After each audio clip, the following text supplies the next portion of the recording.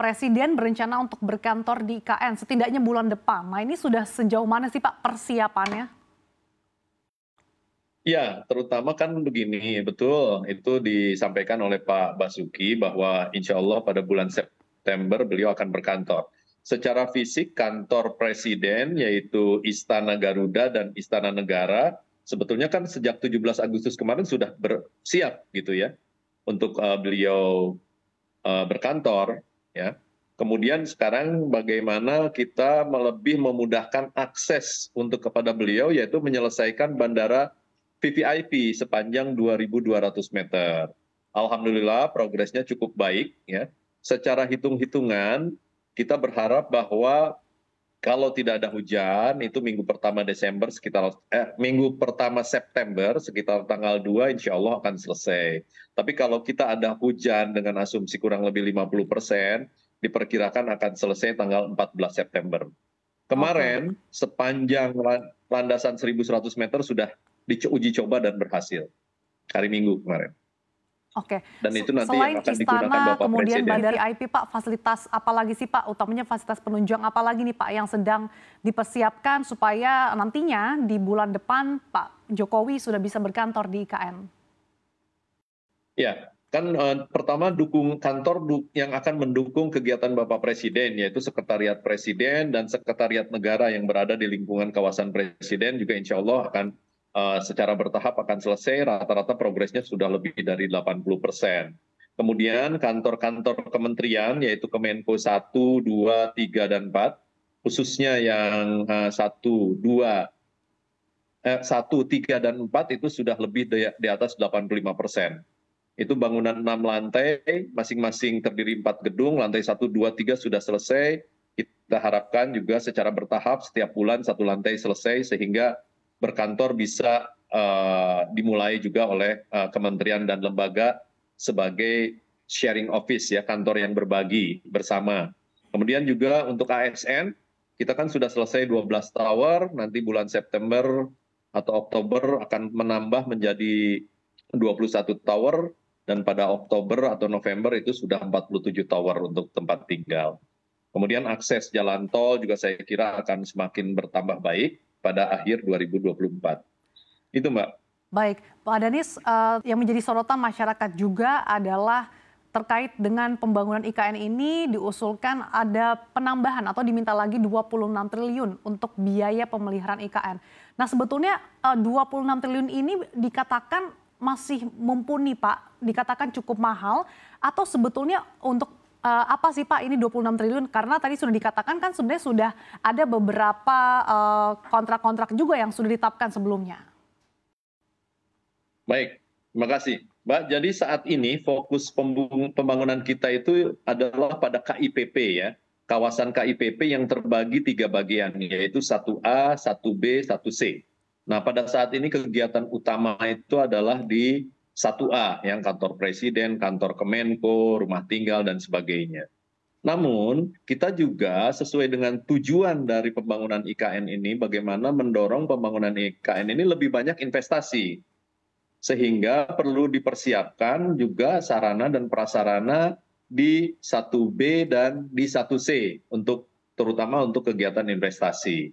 Nah, terkait dengan biaya betul, jadi sebetulnya alokasi otorita IKN itu sebetulnya saat ini sekitar 505 miliar. Namun diusulkan tambahan sebesar 27,9, yaitu menjadi sekitar 28,3 oleh Bapak PLT Kepala Otorita IKN, diusulkan kepada Kementerian Keuangan dan juga Menteri Bappenas.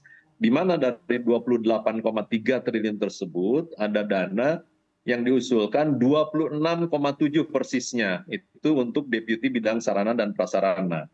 Nah, pertanyaannya yang 26,7 itu apakah untuk pemeliharaan? Bukan, Mbak. Bukan untuk pemeliharaan semua. Jadi, seperti yang saya sampaikan, 26,7 itu sekitar 25,3 untuk melanjutkan pembangunan di 2025, pembangunan IKN, ya, dan untuk pemeliharaan itu sekitar 1,3 atau 1,4 triliun. Nah, pembangunan yang 25,3 yang dominan justru, Mbak. Gitu. Oke, jadi untuk mengonfirmasi untuk pemeliharaan sekitar 1 triliun ya Pak Danis ya. Nah tapi kalau dari segi 1,3, skema, kemudian 1,3, mekanisme, iya Pak Danis? 1,3 Mbak untuk pemeliharaannya 1,3 dari triliun untuk 26. biaya Ya, pemeliharaan. iya, Nah untuk skema iya. ataupun mekanisme pemeliharaan seperti apa nih Pak yang akan dilakukan? Jadi kan memang misalnya kita punya hunian apartemen, kita punya gedung kementerian, kita punya fasilitas-fasilitas infrastruktur yang tentu saja harus kita operasikan dan harus kita pelihara. Nah ini nanti oleh otorita IKN akan dilakukan semacam penugasan ataupun mencari pihak ketiga untuk melakukan operasi ataupun pemeliharaan dari gedung-gedung tersebut. Istilahnya kan kalau yang sudah ada building management lah Mbak, seperti itu, begitu. Nah, itu Oke, yang artinya untuk terutama 1,3 yang akan triliun ini digunakan. pemeliharaannya berlaku untuk berapa lama Pak? Apakah nanti ke depannya juga akan ada usulan kenaikan anggaran lagi khusus untuk pemeliharaan saja Pak Danis?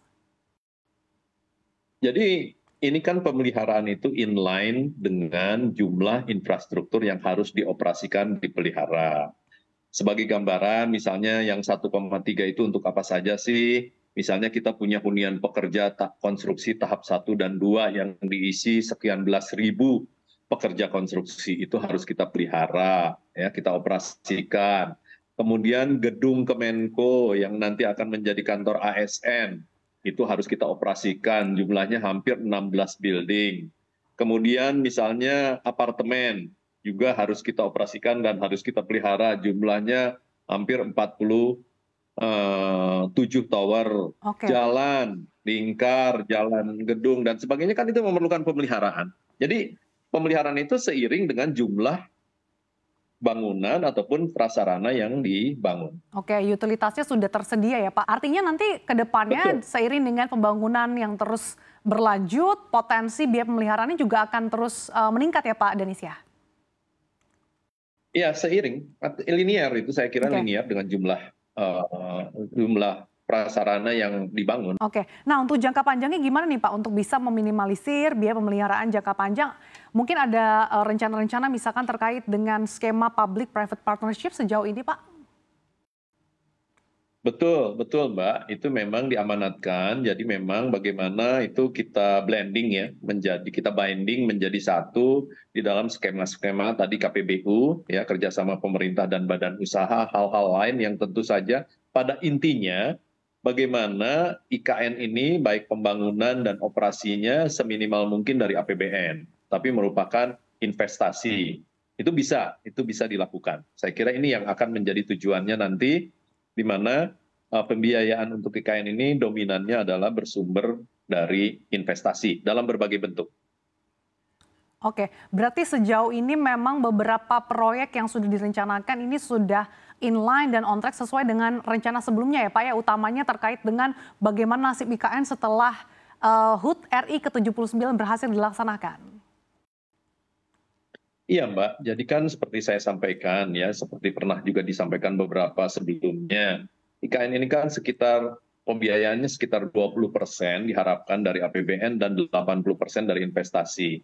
Memang dalam tahap satu ini tentu saja dominannya pada awalnya sudah sekitar 80 triliun itu dari APBN, karena betul-betul kita harus menyediakan prasarana dasar.